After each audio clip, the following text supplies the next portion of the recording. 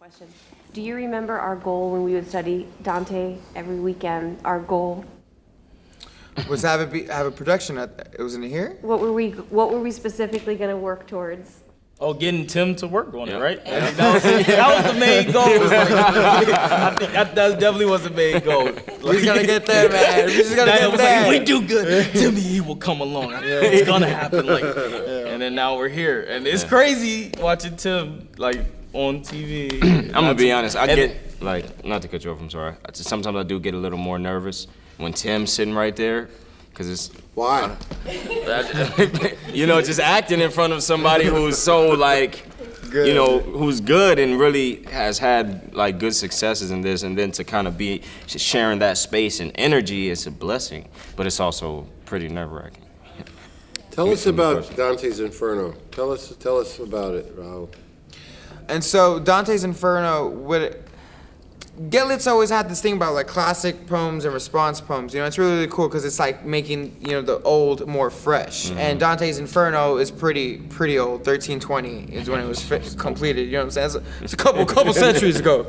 And so but the story's so compelling. The story's so cool. And you read it and you see people in your life. You see people on TV. You see people in history that's not in that book, right, that can fit perfectly in that book, and it's kind of exciting to make that parallel between hell is still going on, or these work and this work is still going on day by day, year by year, century by century, and so it's cool to have our own take on it. You know what I'm saying? You can identify what people belong in what level of hell. Yeah, exactly. Sins, because sins, people still be sinning nowadays. Life is, right. I'm sure it's better, medical advances and technology, but people still, being pretty treacherous, Yeah.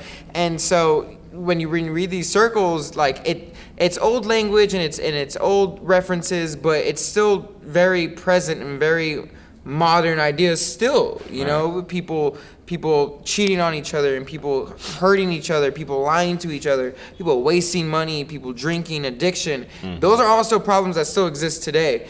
And I think it's important for kids, for youth to not only know that, but to also have some confidence in knowing hey, I know Dante's Inferno. I know how to, I know the plot line, I know the story, I know the history of the poet, I know and because young poets nowadays brought that to them and gave them a more digestible, more modern version, packaged version of that. Mm. And so that's what's exciting about Dante's Inferno. It's not only a dope story, but it's still a story that's being rewritten and retold and relived every single day. What would you say is the if there is a moral lesson in it, or if there is what was he trying to say with Dante? It's your own personal journey. It's your own personal hell. No one puts you in hell. Minos, he judges people and he puts you into a circle, but it's really you who does it. You put yourself in your own hell, and it's your journey that you need to go through. Everyone, in which is something we kind of realized, realized, is everyone's Dante. Every single person's Dante. Everyone could relate to him. It doesn't have to be a Los Angeles kid. It doesn't have to be a New York kid or Chicago or Flint or a kid in another country. Everyone's gone through that experience of feeling like they've not enough, that feel like they can't help the people they love, people who think they hurt the people they love, but always still having that whether it be a small glimmer of hope or a huge light that's driving them. Everyone has something they're trying to reach towards, and reminding people that to keep reaching towards it, because it may feel like you keep on going down. It gets darker and darker, and there's no way out. But the further you go, the deeper down you go, the closer you kind of get to heaven. And I think that's what's so relatable about this is everyone's Dante, everyone. What's your take on your character? Okay, well, I'm playing Virgil, and my job in the play is to guide Dante through hell, but. For the first, I know I've experienced hell up to a certain circle, but then the rest is all new to me.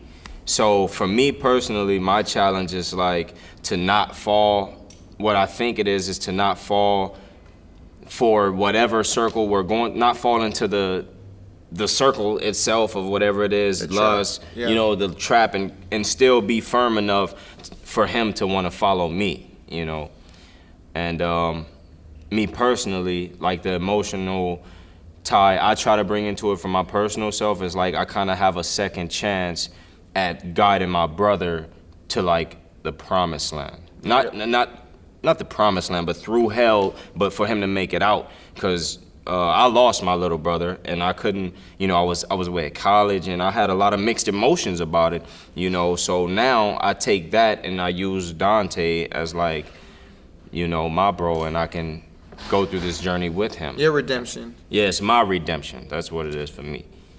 I played Dante. I think the challenges that, you know, Dante faced is, ironically enough, you know, hell almost, you know, can look like a fun place to be, you know, like I think once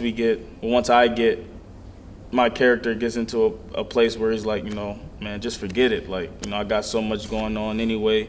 I might as well just stay and be like the rest of, but, you know, I feel like the challenge is that for Dante is to continue to push himself no matter what challenges that he faced and no matter what obstacles, and the fact that he does have Virgil there to guide him.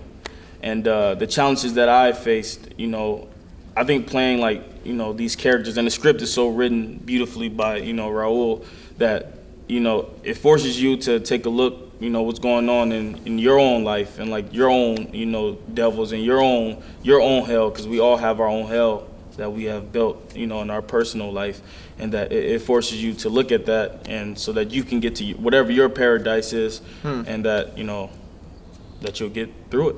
So that has been. What do you guys find inspiring about the story of Dante's Inferno? Well, I know we were talking about not playing the end, you know, but it's inspiring that we actually make it to the end first, because, you know, I know a lot of people who die really young.